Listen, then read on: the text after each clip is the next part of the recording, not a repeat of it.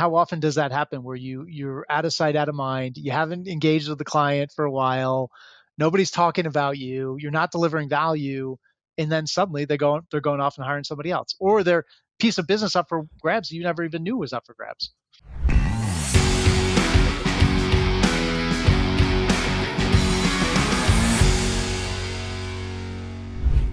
Welcome to the show, Matt. Great to have you.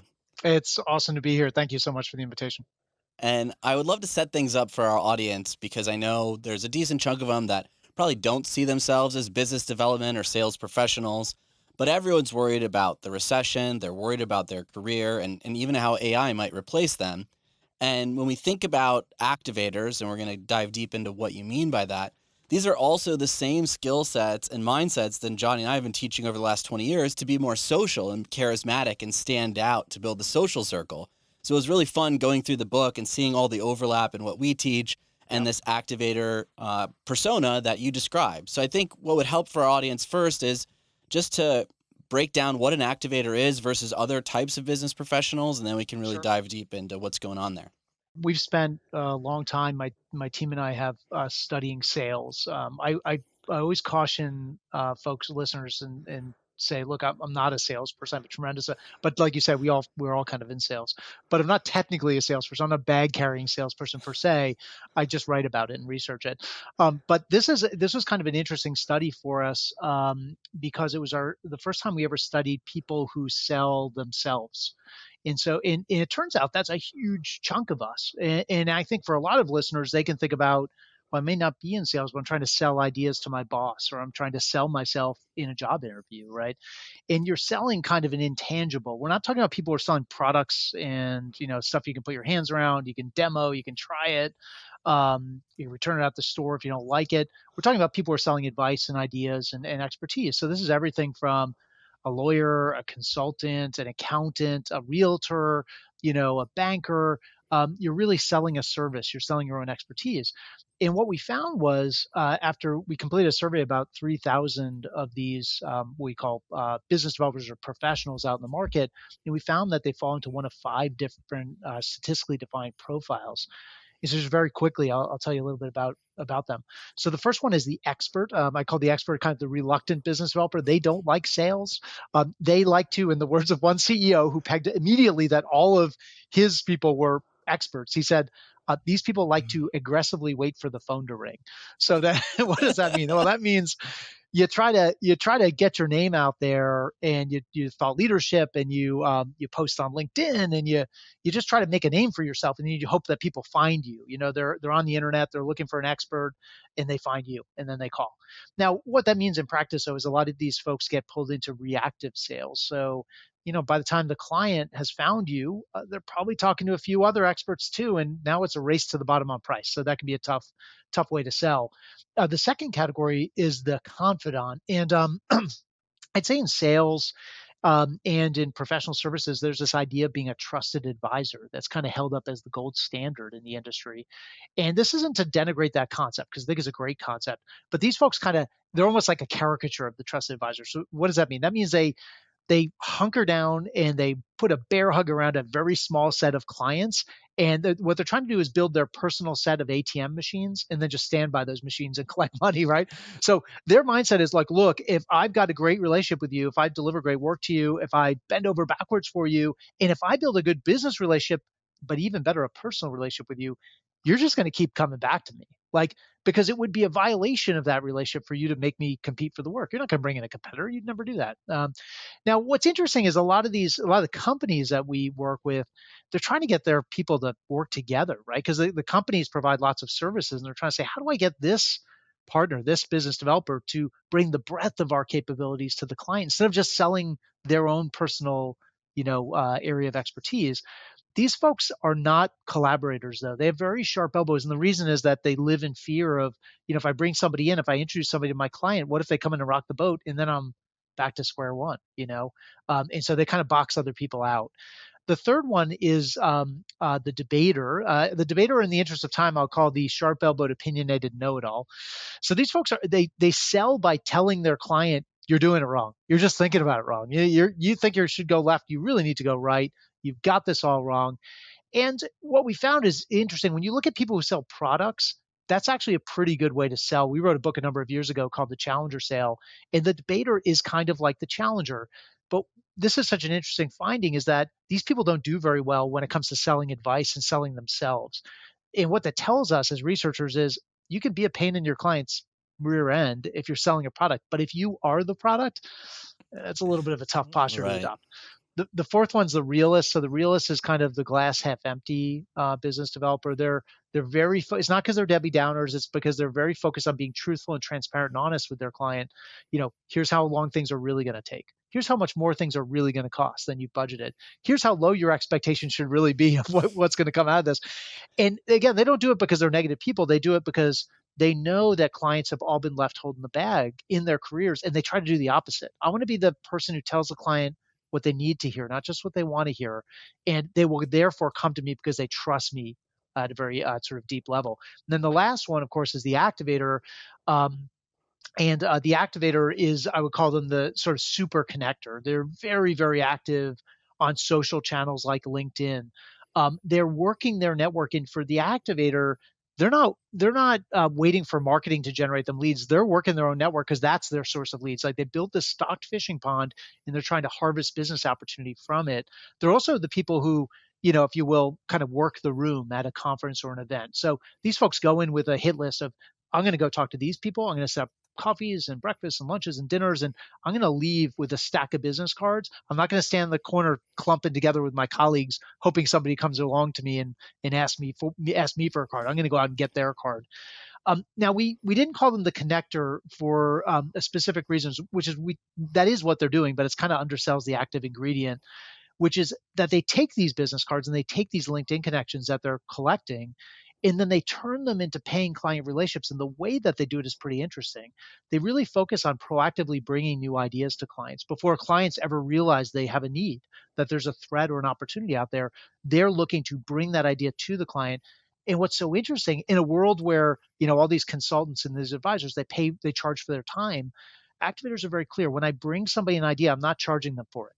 I want to pay it forward. I want to give them a chance to kick the tires of my skills and expertise, get a sense of what it's like to work with me. I want to deliver some value. And look, if that client realizes that I've got a good idea and this is something they haven't thought about before, and they do go out and look for a service provider to help them, I've got a leg up because I'm the one who is thoughtful enough to bring the idea to them in the first place. And ideally, I've shaped their understanding of the opportunity.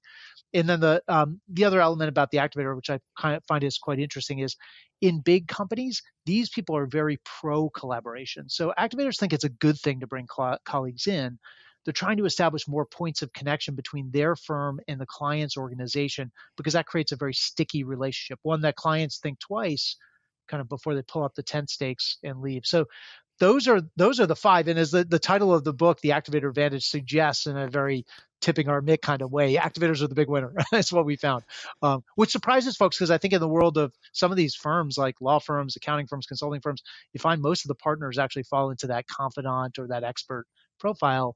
And it's very surprising to them to learn that that's not what clients are looking for today. That's the big takeaway from me from the book is that the landscape is changing and evolving. That's right. And that's why this new type of professional is actually so successful. They're riding that wave of technology, Yep. recognizing the value of the stickiness of a relationship, not just you having the relationship, but having multiple relationships within the firm you're potentially working with, but then also on your side of the fence too, and bringing in collaboration.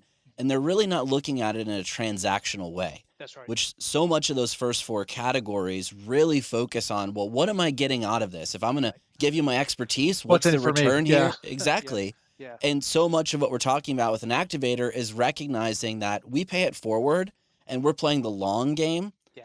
that all those little points of reference that help someone out lead to business later down the road, opportunities in your career to change fields, to find a new job at a new Yep. company. Yep. So it really pays, even if you aren't in a business development role currently, to start to adopt the activator mindset and habits because it really sets you up for success. And there was a really interesting study in the book that highlighted how it actually leads to top performance. Because I think a lot of people claim they're top performers. Yep. They might fall in those first four categories and still argue, hey, I'm a top performer. But Yep. you had some really interesting research in the book around what's going on behind this performance. And I love your idea about, paying this idea of paying it forward and how it's not unique actually to business development, but something that everyone should be doing. We interviewed this partner, who's one of the top rainmakers in a really big consulting firm.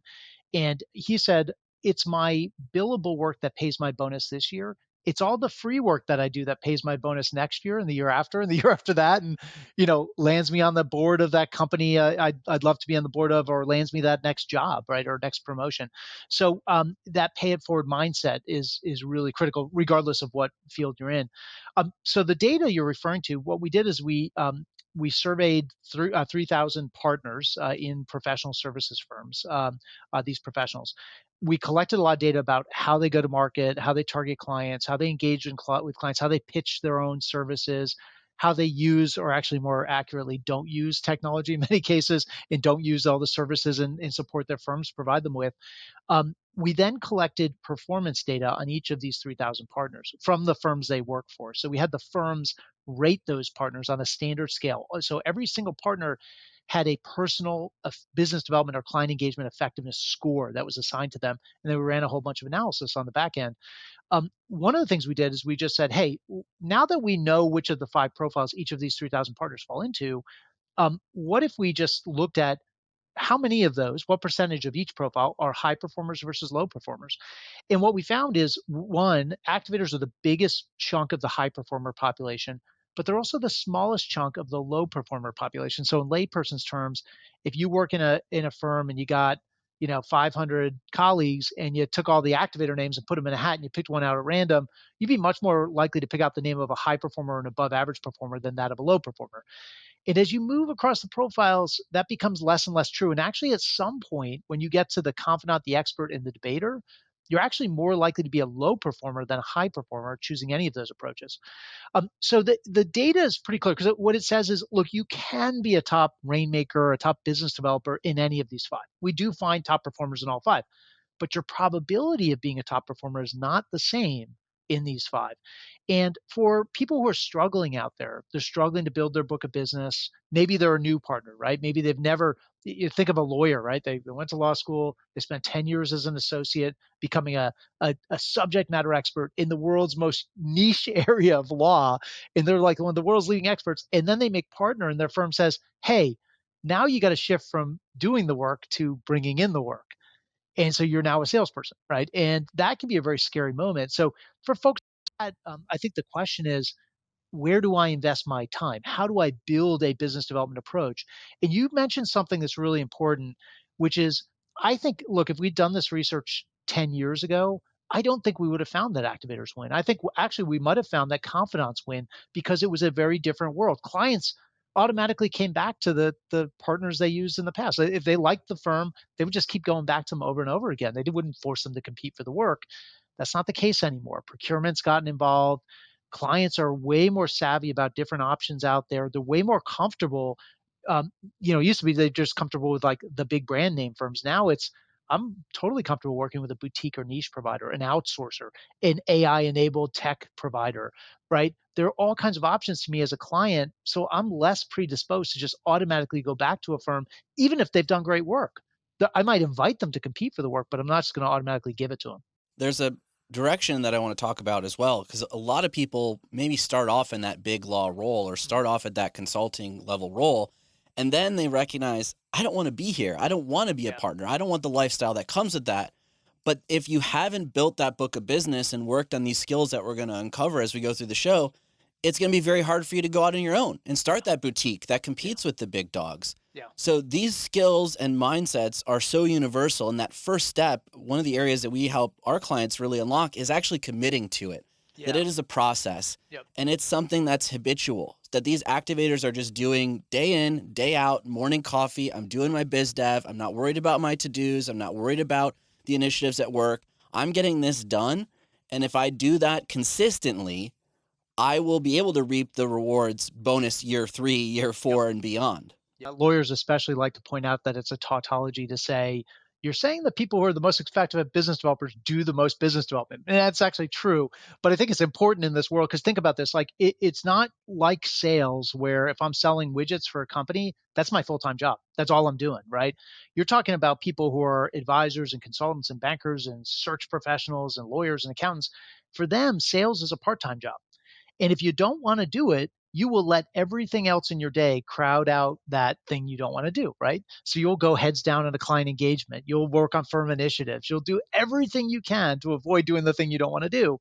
But activators are very committed to, as you said, sticking to a routine. They develop this kind of metronomic rhythm to their business development. They don't let it get crowded out by anything else.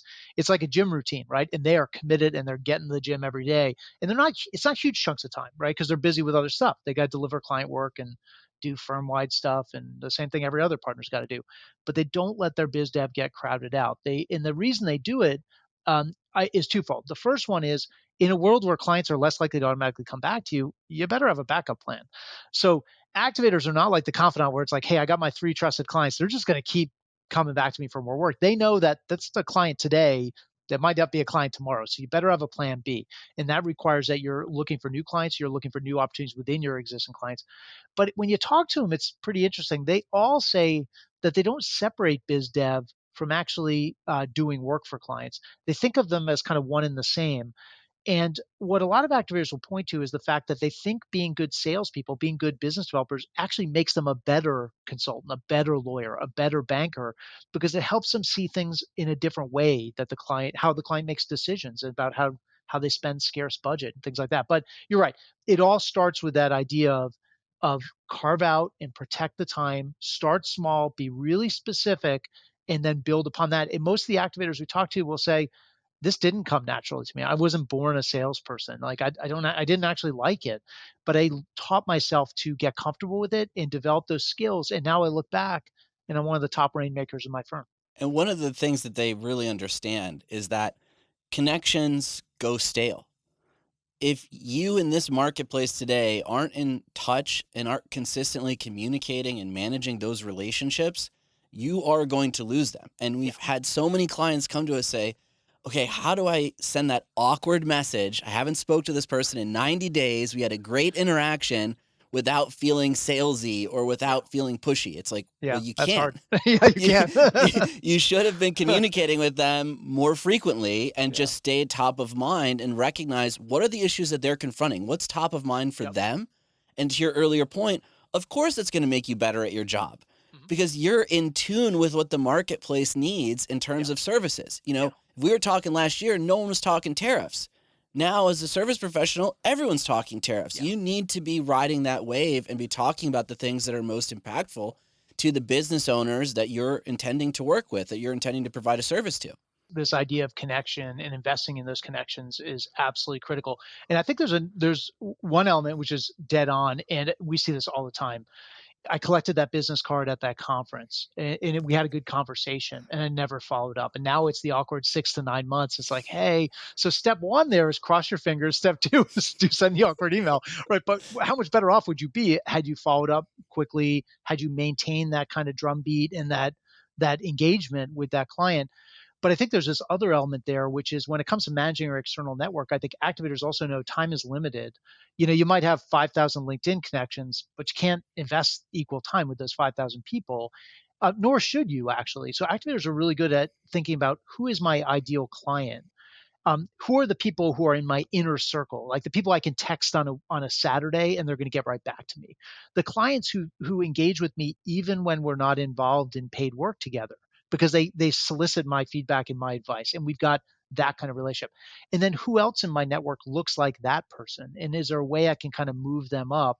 And at the same time, maybe there are people I'm spending a lot of time with, and maybe I'm stuck in the friend zone, and I need to actually deprioritize them and move them to a lower tier in my network.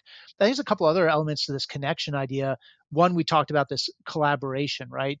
So many firms we talk to deliver value to clients across lots of different dimensions. Think about a consulting firm that works with clients in everything from AI driven transformation to driving supply chain efficiency and human capital transformation, all kinds of work that they do across lots of different domain areas. And what these firms want is for their partners to sell the breadth of the firm's capabilities. Like, don't sell your own things, sell all of our things. And so many of these partners get uncomfortable with the idea of talking about areas that they're not an expert in because they made partner by becoming experts. In this idea of asking clients questions and probing around areas that are outside of your swim lane can be very unnerving for a professional because they feel like the client's going to see less value in working with me because I'm not the expert on that area. But activators are totally comfortable delving into questions and topics and tell me more about that. Now I don't have the answers, but I know my firm definitely has somebody who does have the answers. So tell me a little bit more. Let me take it back to the to home base and let me see if I can find somebody that can advise you on that topic. And then they love putting their colleagues in front of clients. They don't live in fear of the bad stuff that's going to happen. They know or their client's going to send them a thank you note. Like, I had no idea you guys did this stuff. That's amazing. Thank you for introducing me to so and so. And then the last thing I'll say on the connection piece, activators are actually very good at building what we call zippered connections within the client organization. So a lot of times, consultants, advisors, they get really focused on that C-level decision maker. The person who has the budget, the person who signs the agreement, and that's important. But those people also get fired pretty regularly and they turn over like clockwork, right? So activators are very good at building connections up and down from their team up and down the client organization. Again, that zippered connection for a few reasons. One is it leaves them less exposed when the senior most does get fired, or goes off and lands a bigger job at another firm, which happens all the time at the C level. And so they build the connections lower down. But they also will say, look, even if that senior most still sticks around and we're still working with them, those people under the senior most, they might leave and go land a big job somewhere else. And if I invest the time in building relationships at that level, they become clients at other organizations. So again, you're paying it forward, maybe spending time with people who don't sign the check, but you're building those relationships, offering value, knowing that down the road, when that person lands a C-level job somewhere else, they're going to come to you because you carved out time for them when they were earlier on in their career, which is really, really powerful. And it's also just about staying top of mind Absolutely. Yeah. as well, right? Yeah. So the more people are talking about you, the more that you are in their conversation, that's all helpful. And perhaps if the C-suite guy isn't thinking about you, but everyone else around him is, Mhm. that's going to put you back on the map. You're totally right. If you're in the flow of conversation and you're staying top of mind, yeah, I mean, how often does that happen where you're out of sight, out of mind, you haven't engaged with the client for a while, nobody's talking about you, you're not delivering value, and then suddenly they're going off and hiring somebody else, or their piece of business up for grabs you never even knew was up for grabs. That's a key part of it as well, because I think so many of us, especially when we're trying to break into the C-suite or the decision makers, the stakeholders at the upper level, we struggle with early on in our career. Well, where is the value that I could provide? This is a Yeah. busy person. I don't want to be nagging them. All this self-doubt creeps in. Yeah. But the zippered approach, if you have 10 people in the company that you could provide value to, you're going to be able to find one or two things across the 10 a lot more easily than just relying For on sure. that one C-suite person to be able to break through the noise. Yeah. And then, of course, if you provide value, it's a lot easier to get on the C-suite's calendar if everyone around the C-suite That's professional right. is Yeah, speaking highly that's of right. you. Well, you're kind of going to this third dimension of the activator, which is this idea of creating value proactively, which this is the one that I think really surprises people because they get in this mindset with the self doubt, right? I don't want to be a bother. I don't want to annoy my client. Like if I reach out to them, they're going to know I'm trying to sell them something, and I don't want to be an annoyance. I'll just wait for them to realize they have a need, and then they'll call me. They know how to find me. Like they got my email. And I think what is so surprising is when we go to clients, what they say is their biggest complaint about firms they work with and partners they work with is I don't hear from them often enough. And this really surprises people to hear this because they're like, wait, I thought I was going to be a pain or a bother to my client. But the client, when you talk to them, says, no, no, no. I'm heads down on my own strategy, on things I've got to get done in my own company. You're going to talk to more people in a week, like me, at companies like mine, about the issues I care about that I'm going to talk to all year. So bring those ideas to me. I don't know what I don't know, and so I'm paying you, and I'm giving you purchase preference, and I'm going to you not just because the work you can do on things I know I need, but because of insight you can bring around the things I don't yet know I need, but I need to know.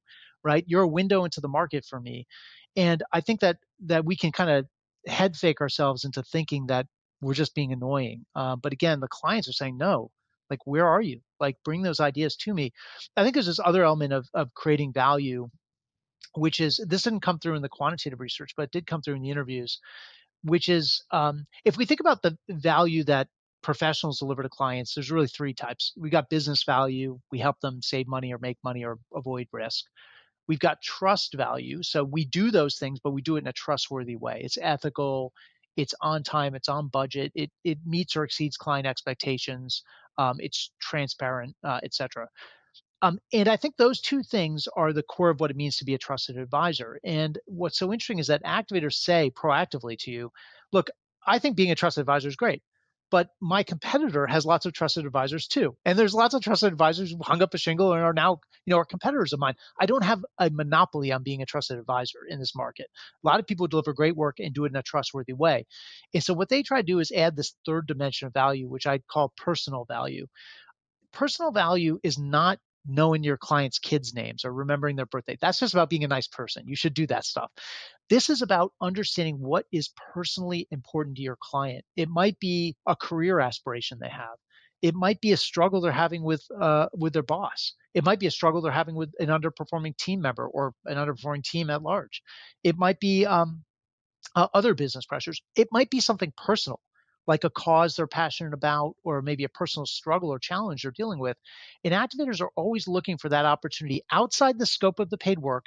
What is important to my client personally? And is there something I can do, somebody in my network can do, or maybe what a colleague in my firm can do to deliver value to that client at a personal level? And when I do that, I've added on top of just being a trusted advisor, I've created a really sticky and personal relationship with my client. And it does establish a lot of preference. That client thinks of me because I'm paying it forward, not just in a business way, but in a personal way to that client as well. What a lot of our clients struggle with in that regard in particular is the vulnerability that involves.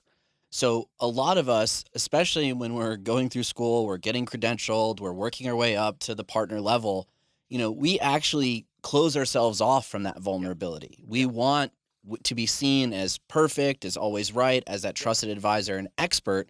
And anything that seems like it's sharing some vulnerability, some struggles, some things outside of that, we're really afraid to. And because we're afraid to share that, we're often then not tuned in when other people are sharing that.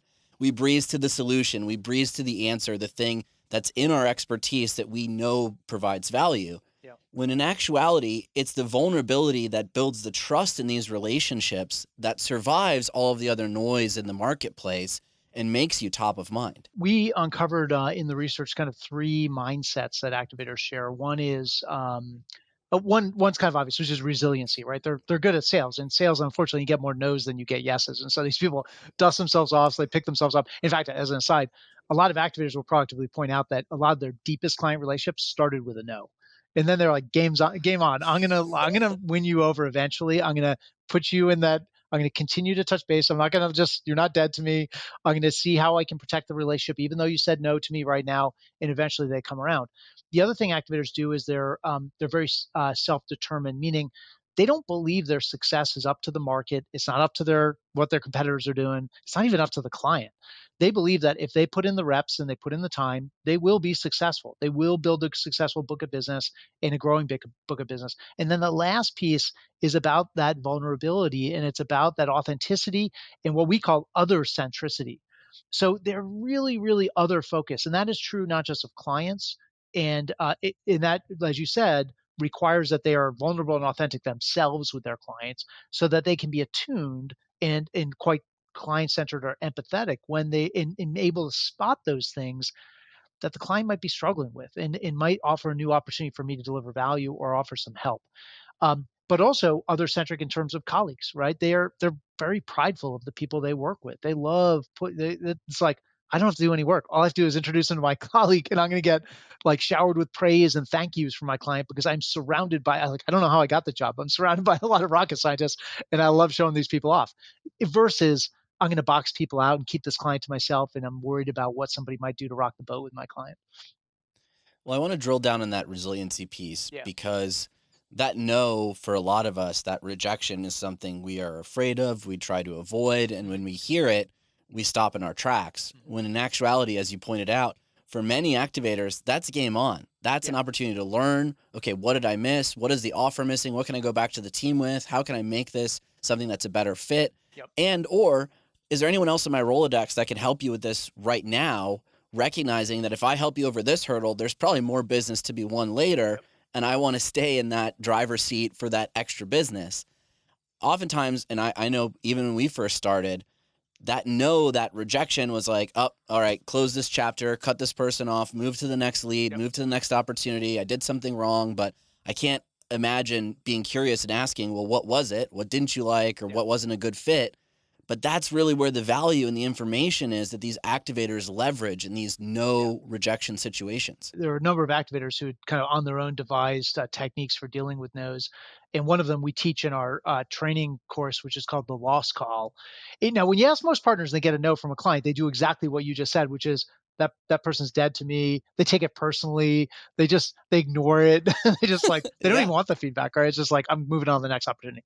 But activators actually will proactively reach back out to the client, and it's interesting because the goal is not to change the client's mind, not say, well, let me tell you why you're making a big mistake here. Let me tell you why those guys you selected are terrible.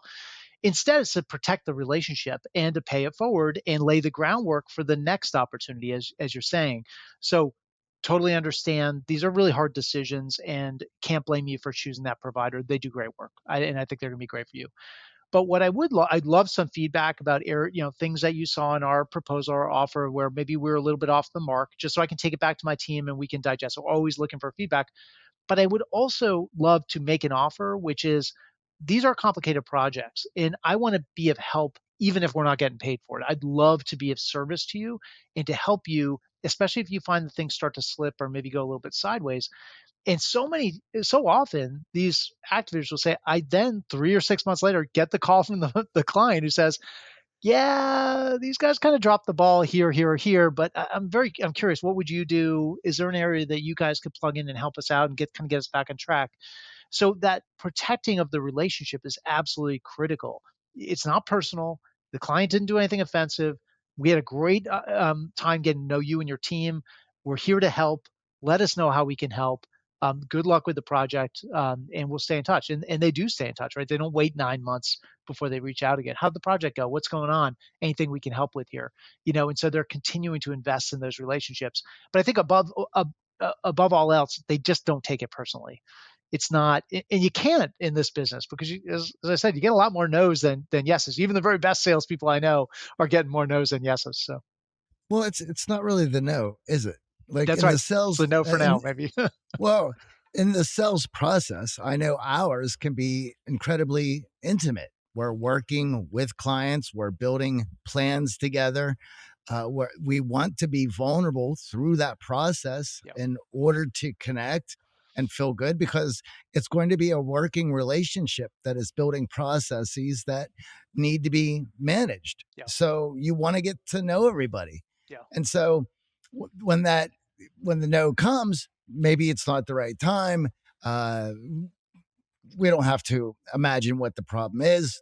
It can marry out of things, but we were vulnerable. We yeah. made a friend. If the sales process was was good at all, then two people got to know each other Mhm. and learn where their strengths were, their weaknesses are, and how to help each other. And so, you know, when all of that happens and then you hear no, Yeah. well, it's certainly a letdown. And it is hard not to take that personally because of how much you put into it. One of these activators we interviewed during the research said, most of my colleagues think that the relationship with the client is an outcome after the client chooses me as a provider, right? They choose me to do some work for them. We do the work, we invest in the relationship, and the relationship comes on the back end. So I kind of think about it the other way around, which is I'm trying to build a relationship with the client first, and then paid work is just sort of the logical conclusion, right, of Yep. that relationship. Right, it's sort of a natural evolution of that relationship. But as you said, yeah, when you invest in those relationships pretty deeply, and you are vulnerable, and you are building some tight connections and some personal connections to that person, for them to come back and then say no, or even no for now, that hurts more. but it's also less likely to happen when you've done that, laid that groundwork. So Absolutely. yeah, It's you have to put yourself out there. I know a big part of the value creation is the insights and sharing those insights with the people that you're building relationships with and looking to work with. And in a situation where you're going to hear no, those insights that they give you around the no, what yep, specifically the issue was, what's top of mind for them right now, that creates great follow-up opportunities for you later on.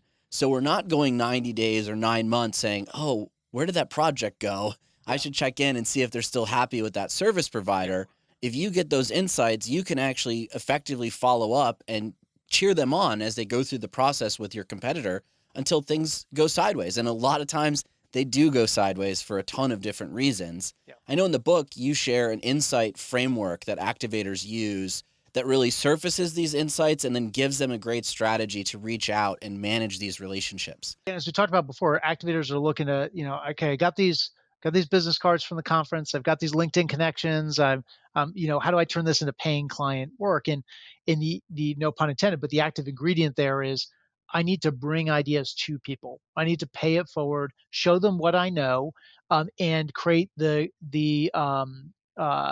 you will, the environment for them to be interested in what I can do for them and potentially engage with me in paid work. But I think a lot of partners, they struggle with what that is. What is that idea that I bring to my client? And what you find is that most partners, most professionals, we say this in the challenger sale, they lead with what makes them or their firm unique. So they lead with their credentials, how long they've been doing this, where they went to business school or law school, how many clients they've worked with, all the cool prizes they've won and recognition they've had in their career, where they've been published, all this stuff.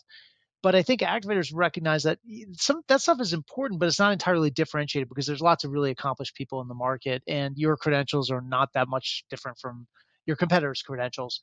And so it's better to lead to your capabilities than lead with your capabilities. So in other words, start with an idea, and I think the kernel of that is often what is the thing that you know that your client needs to know. What's the thing? Whatever your area is, it could be digital transformation, it could be IP law, it could be dealing with tariffs, right? What is the thing that you know that the client needs to know? Or maybe a different way of thinking about it is think about your very, very best clients, the people who will walk through fire for you. They're just never going to go anywhere else. What do they see in you and the service and insight you provide, the advice you provide that you could teach everyone else to value? Like what is it that they see in you? And then how do you package that up and bring that to bear? But oftentimes it starts with this idea, the thing you know that the client needs to know, or the thing your firm knows that the client needs to know. What's interesting about that is I think a lot of firms will say, oh, you mean like thought leadership. And what I would say is it's not exactly thought leadership. Thought leadership is about demonstrating that the partner or the firm is smart, right? And that's a good thing. You don't want them to think you're dumb, of course. Did you want the market to see you and clients to see you as smart? But an insight is different. An insight is often provocative. It changes the way the client thinks about an opportunity, or it brings an opportunity or an idea to them that they haven't even thought of before. It can be eye opening. It can get the client to do a double take. It kind of grabs them by the lapels and shakes them a bit out of their comfort zone. And it can sometimes be tricky for partners to figure out like what is the idea that I have that I could go out and teach people. And if I did that, then they would want to pay for my capabilities, and I would be in a category of one because I taught them about this opportunity and I taught them to value the service I can provide them in a way that other competitors can't. So I think figuring that out is tricky. Now the framework is a pretty simple kind of four-step framework we talk about. The first thing when you're sitting down with a client is we say hypothesize. So don't walk in and tell them about your credentials and how long you've been in business and how many clients you have and how many awards you've won and all this. Like they don't care. It's all on your website. That's why you got the meeting. So start with a hypothesis. Talk about the things you suspect the client probably is focused on right now. How would you know? Well, you probably talk to clients just like that client and companies just like theirs all the time. So just take a stab at it, right? The goal is not to be 100% right. The goal is to be directionally right or start the conversation a different way.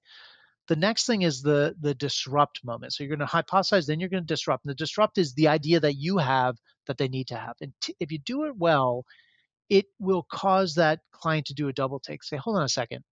I meet with consultants all the time, and I've never heard anybody suggest that. You think that's really a risk to our business? Why do you say that? And so then you've got to back it up. And we say in the book, justify it, right? You've got to get them to understand that this really is a risk or it really is an opportunity. I've got data, I've got evidence I can point to, or examples from other clients that validate that what I just said, even though you didn't recognize this need or this risk before, is actually true. And then the last step is I got to connect it. And what do I mean by that? I mean, you got to connect it to what you can do.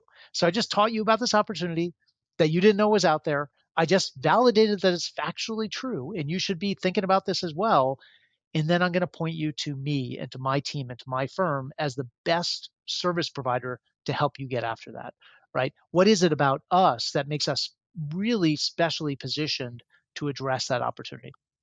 These are the touch points that we need to be having. You have to be listening and curious to develop out those opportunities to be insightful.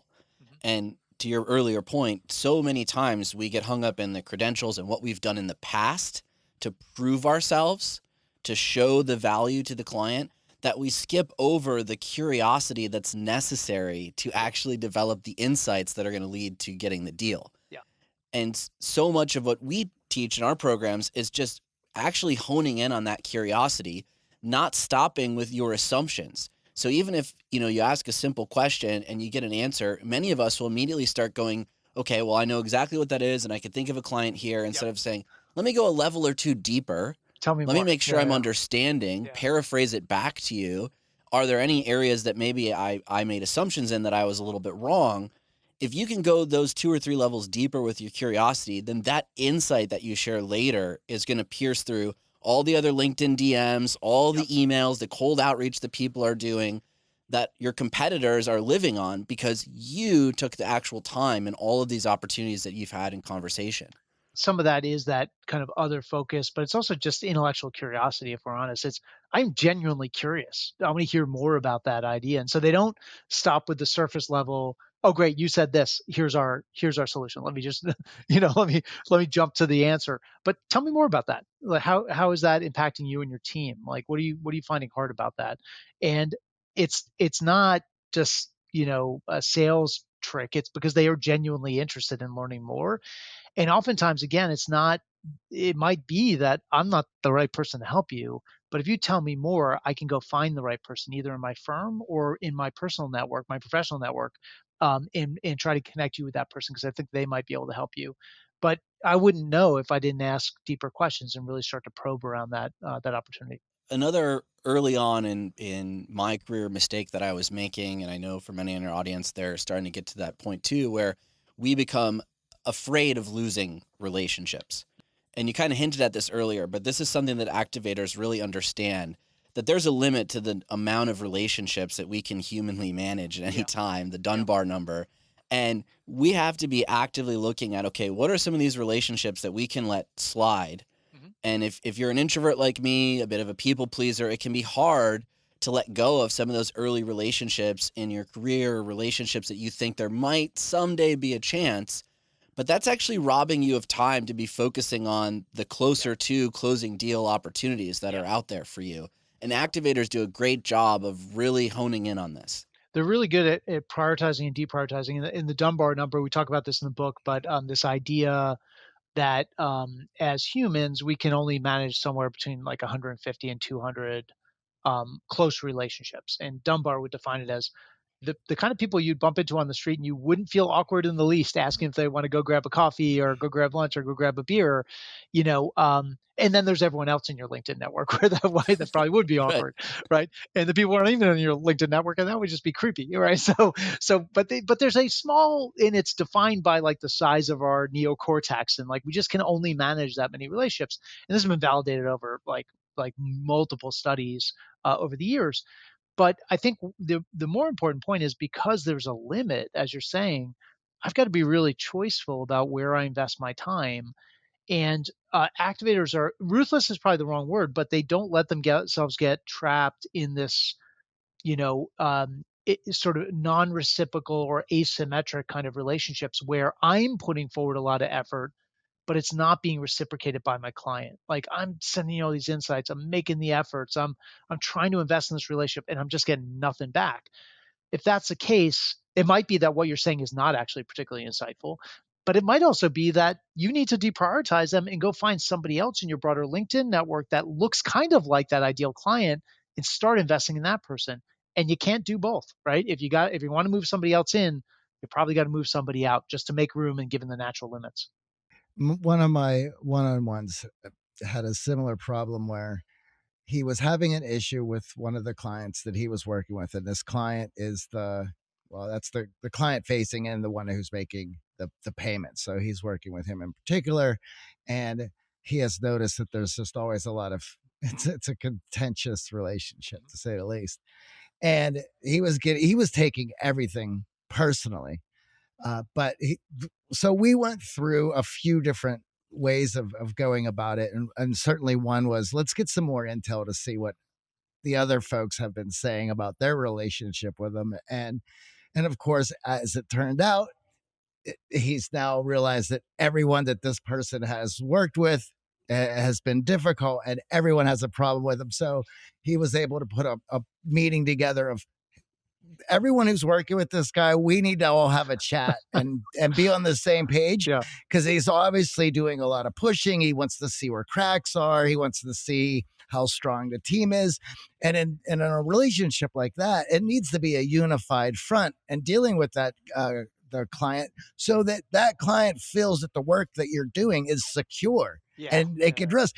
If he sees any cracks, that's what he's going to go home and think about Yep. all day He'll be and all anchored on it. night, Yeah, yeah. and then start talking with everybody else. Like, I don't know if these guys are handling things. Some of the stuff that BD, and you kind of hit on this, the unified front idea. It is a team sport, and I think being aligned. We get one of the questions we get asked a lot is, "Hey, our firm goes out and engages clients. We sell to big clients, and we it's a team sport. Like we bring, it's like a clown car of people that we send to the client. It's like, you know, does everyone need to be an activator? And we what we usually say is statistically not possible that they could all be activators. They should all be trying to add more activator nests to their current approach. But the most important thing is that you've got the quarterback on the team or the running person running point with the client and owning that relationship or being the face of the client is a very strong activator, right? Because they're going to be the people who are best positioned to win that client over, to expand the relationship, and to get the rest of the team on board to present that unified front as you're talking about. But yeah, that gets really hard. It's like hard enough for individuals to do that. So it's really hard when you got a whole team of people Oh and yeah. you got to get them aligned. And with that, the client management is so important Yeah, because activators don't just look at it of like, oh, I hand it off to the team. I know the team always does great work. They're still active in yeah, that relationship that's and right. they're looking to manage any potential conflict before it gets to a make or break decision Yeah. front. There was a quote on the back of the book from a CEO of one of the big search firms, and he said, this a lot of this is about kind of never ever getting comfortable, right, with your client relationship. And that's part of it, right? Is always say, look, I sold the work. I've got a team, they're implementing the work.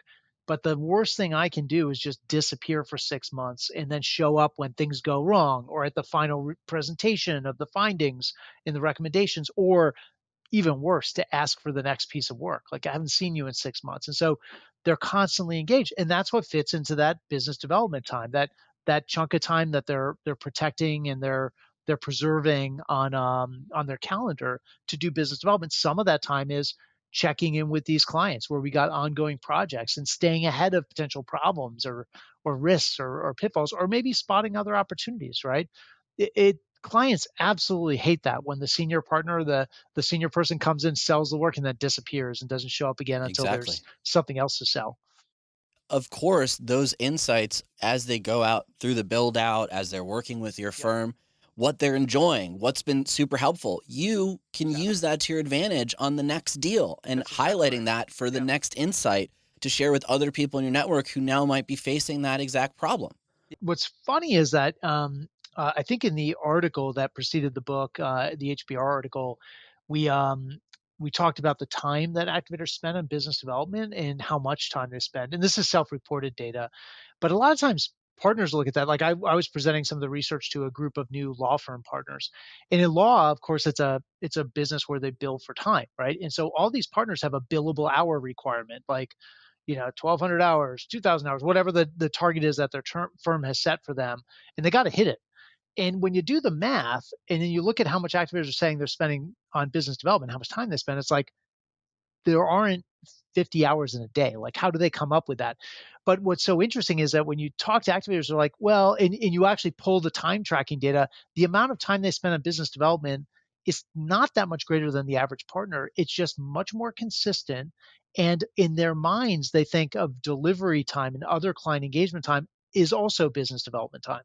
So in their heads, they're thinking like, "Oh, I spend half my time." I had an activator I spoke to who said, I asked her, "How much time do you spend on business development?" She said, "100% of my time is business development."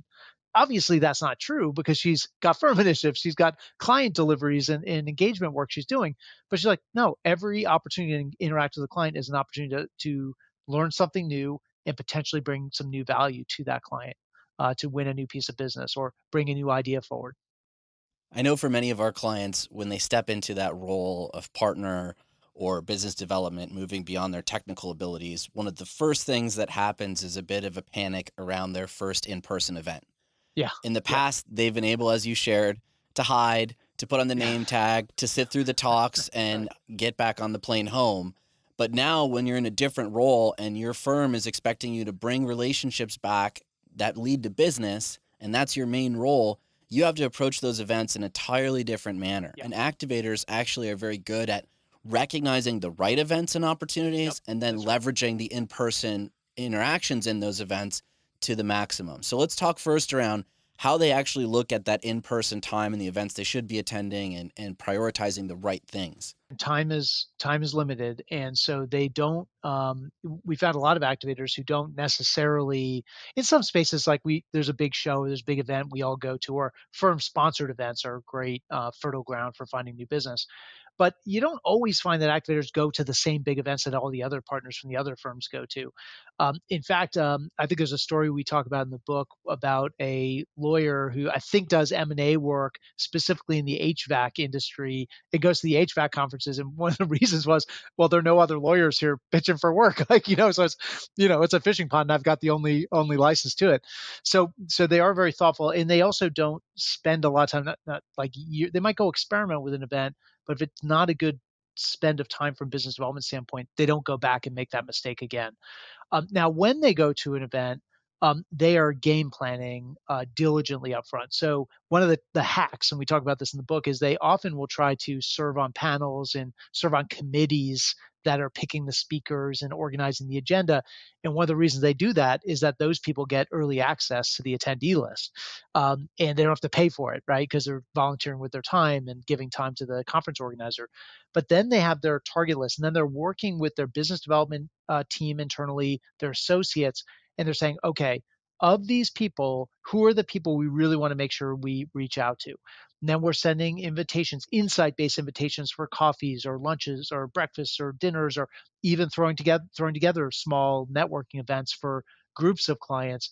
And they're trying to collect as many of those business cards or connections as possible. And then importantly, those business cards do not sit and collect dust on their desk when they get back. They start working through them. What's the thing I can bring back to this person? Maybe it starts with a LinkedIn connection. So great to meet you at that event. Love that conversation we had about this. I've actually got some ideas on that topic if you'd like to grab time. But how do I get this from business card to LinkedIn and then off of LinkedIn and ideally to a Zoom or a Teams, and even better to a lunch or a coffee or a dinner or some sort of live interaction?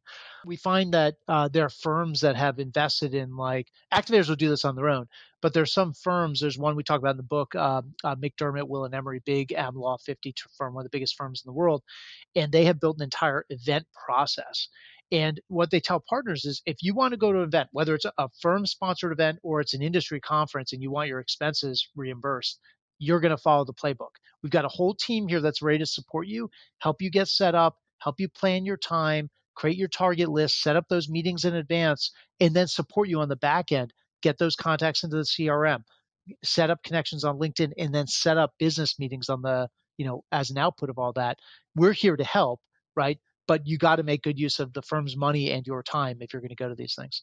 On the actual interaction, so this is something that we really practice with all of our clients is, again, as I shared earlier, that level of curiosity. Yeah. So oftentimes when we think about these events, we think about our elevator pitch and what we're going to say and how we're going to position the firm and what our offerings are. And we get so hung up on that that we forget that actually most conversations in these events require you being curious, Yeah. learning, and putting some insights to the business card. Because there's nothing worse than having that introduction. You get through your elevator pitch, you get the card exchange, and then you don't know anything about this person and how you Yeah. can actually reach back out to them, or Yeah. what you can follow up with, or how you can actually lead to that meeting. And so much of what you were sharing in the book around activators is they actually come in with curiosity, establish interactions as many as possible. They don't spend too much time on selling themselves, and Yep. they actually transition very nicely into the insights that lead to business opportunities. We will practice this, especially when we do training with kind of earlier career associates who are not kind of at the partner level. They're not expected to go make it rain, but they're working up to that level in their careers. And we do this exercise, kind of the conference exercise, and it's designed to teach them, how do you get seamlessly into a conversation with somebody you don't know, learn a little bit, be curious, and then actually extract yourself so you can go to the next client, right? And that's actually a hard skill to master, and it makes people very uncomfortable. But it's really important. You gotta, you're sticking and moving through this whole thing. You're collecting business cards. You're connecting the dots. You're sharing some insights, expressing curiosity about these people, and what did you think about that event or that keynote speaker? Or I saw that you were on that panel. That was really interesting. Tell me more about the work you do. And there's, but you're going in quickly, and then you're kind of putting a marker on follow up. Let me send you a LinkedIn connection. Let's get connected. We'd love to set up a coffee or a lunch next time I'm in town, or just hop on a Zoom, and kind of lay the groundwork again to turn those into paying client relationships. And the thing about that is everyone appreciates you extracting yourself. We're at a Sure. large event. Yeah. We're Yeah. we're Everyone's busy. all Yeah. Yeah. under the impression of trying to meet as many people as possible. Yeah. Nobody likes that lingering, long-winded, boring conversation Yeah. that's tying them up from meeting the speaker they want to talk to, or That's right. having the target list opportunity that they're working. That's right. And I often find it's a lot easier in these scenarios if we have a warm introduction. So being willing to share your target list and expressing curiosity, who are Yeah. you here looking to meet? If Yeah. you can make that connection, well, you're going to stand out in a much more meaningful way. You're helping Absolutely. this person with their target list. And let's be Absolutely. honest, that's what everyone's doing. We're all going into this with a game plan of who we're trying to meet, Mhm. who's on the attendee list, what speakers we're trying to get in front of. And if we can help each other out, then that deepens the relationship in these one-off networking events. That is part of the activator mindset, the other focus. I'm not just curious about these clients. I want to be helpful to them, but I want to be helpful as well to the other people who are here, whether it's, if I'm a lawyer, maybe it's a, private equity person I do some work with, and I'm not the right person, but I know they're trying to be, oh, I met that person yesterday. Let me walk you over and make the connection. Say, you guys should really talk, because I think what you're doing could be really of value based on our conversation yesterday. Let me leave you guys to it. And again, I think that theme of like, how can I be helpful, is the thing that sort of that idea kind of courses through the activator's veins, and it's the thing that's always running through their minds. How can I deliver value to prospects, to current clients, to members of the team in the client organization, to colleagues inside my own organization? Are there different ways I can deliver value? And that is a huge way to deliver value, is helping somebody get after their target list, or to make a connection that they probably would have been uncomfortable to make on their own. That's good for the client, right? And it's also good for you, because now you've done that person a solid. And the principle of reciprocity is very powerful. They now owe you one, right? And they're going to remember Yeah. that. So, In closing, there was one thing that stood out to me as kind of a surprising finding around activators, and that's that they don't prioritize thought leadership yeah, on LinkedIn as much as yeah, they prioritize direct messaging and what goes on behind the scenes. And so much of when you log into LinkedIn is these long posts, lots of yeah, likes, lots of engagement, and it feels good to be sharing your expertise and getting the feedback from the community. But activators actually aren't spending that much time. That's a lower priority task for them. Um, can you yeah. unpack that a little bit? And then if there were any surprising findings on your end in closing of what activators doing that kind of stood out to you, I'd love to hear it. Yeah, let me share one, but I'll first address what you raised around LinkedIn usage. I think there's kind of, in the world of professionals, I'd say there's sort of three buckets of LinkedIn users. You got your your thought leaders. And so these, I would say, in our nomenclature, given our profiles, those are more the experts. So these are people who are out there saying like, I'm an expert. I'm going to post this really long thing, or I'm going to post a link to a white paper I just wrote with my, go download here, or say, you know, transformation in the comments and I'll send you a copy, that kind of thing. So those are the experts, thought leaders, and they're doing a lot of posting. Activators, it's not that they don't post; they certainly do, but the volume of posting is not the same. And actually, they're spending a lot more time liking, commenting, sharing, and direct messaging.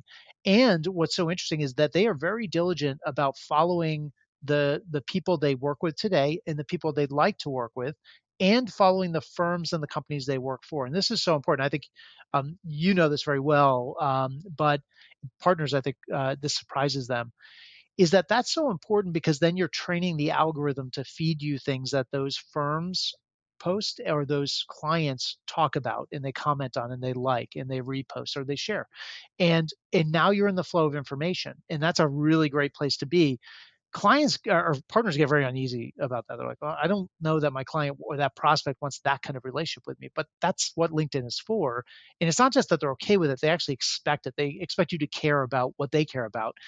And we hear this from partners all the time that they lose work that they never even knew was up for grabs. And when you find out about how that work was won, it's often because your competitor's partner was engaged with that person on LinkedIn, following them, saw something interesting, sent a DM, said, "Hey, I really liked your comment about that. We've got some data on this. I'd love to share with you." And then away they go, and they've sold them some work. And again, you never knew it was even an opportunity because you never invested in that connection on LinkedIn.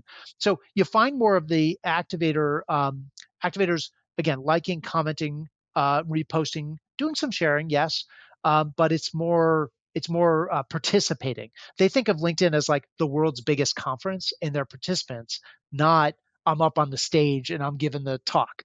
Again, it doesn't mean they don't post, but they don't do it as much as the experts. And then the third category is they just don't use it, which unfortunately is like a huge chunk of partners. The number of them that have that little like grayed out, stick figure headshot thing is like, Yep. and a lot of these partners have this mindset that like, well, my clients aren't really on there, but they are on there. And then again, they act surprised when they lose work to competitors that they never even knew was up for grabs. Now, the finding that surprised me, when we went into this, I think we had this hypothesis of once we found the profiles, it must be that maybe you start your career as an activator to build your network, but maybe you graduate into becoming a confidant once you find those key clients. And what we found was interesting. There's no age correlation here. So, in other words, you found as many older professionals or tenured long career activators as you do early career confidants. So, what that told us is you kind of pick a swim lane and then you sort of stick with it. And then the question a lot of firm leaders ask is, well, why?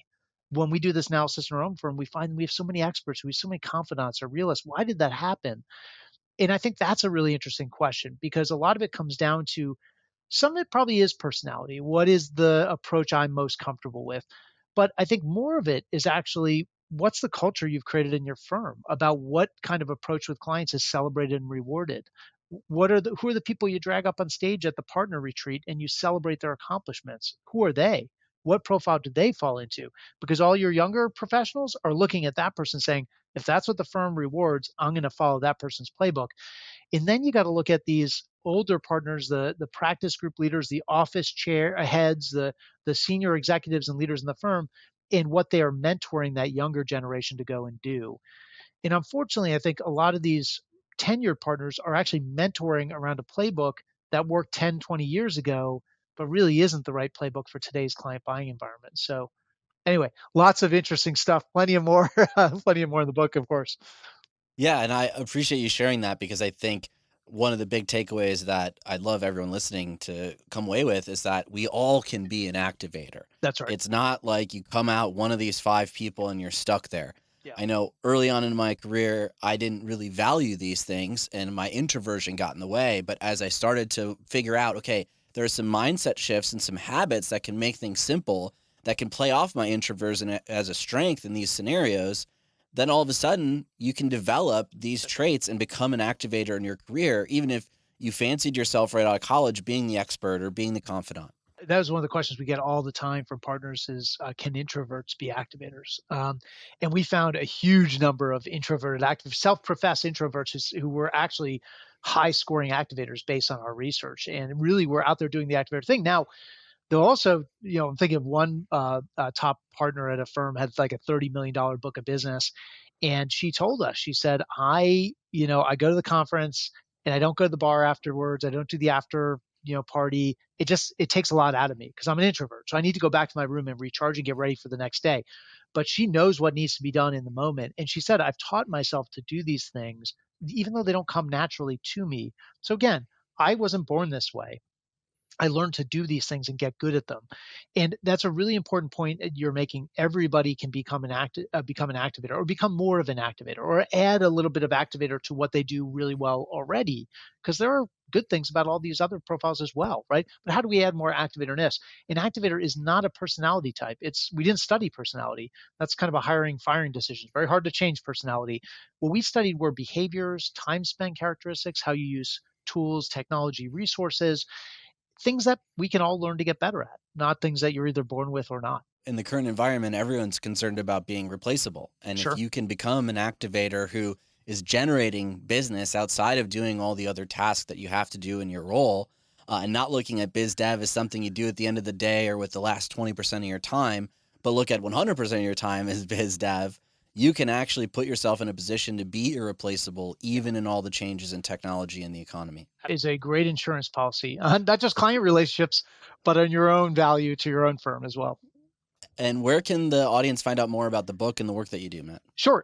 Yeah. So the book again is called The Activator Advantage. It is out on May 20th, and you can find out more about our firm, DCM Insights, at dcminsights.com, and we work with firms and partners, associates, all up and down the firm organizations to teach activator behaviors and skills, and help develop an activator mindset when we comes to going to market. It was great having you. Thank you so much for stopping by. It's awesome to be here. Thank you so much for the invitation.